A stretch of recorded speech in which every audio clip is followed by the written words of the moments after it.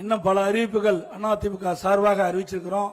அந்த அறிவிப்புகள் அனைத்தும் நிறைவேற்றப்படும் என்ற உறுதி இந்த நேரத்தில் தெரிவித்து, அதிமுக ஆட்சியில் தான் ஸ்மார்ட் சிட்டி திட்டம் கொண்டாந்தோம். நிறைய இந்த மாநகராட்சியில் ஸ்மார்ட் சிட்டி திட்டத்தின் மூலமாக நிறைய திட்டங்களை நாங்கள் நிறைவேற்றி கொடுத்திருக்கிறோம் அதிமுக ஆட்சியில்.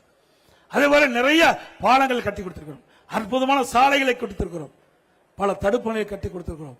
எல்லாம் அதிமுக ஆட்சியில் தான் இவ்வளவு செஞ்சோம். அதையெல்லாம் மீண்டும் அதிமுக ஆட்சி வர நீங்கள் அத்தனை பேரும் துணை நிற்க வேண்டும் என்று அன்போடு இந்த நேரத்தில் கேட்டுக்கிறோம்.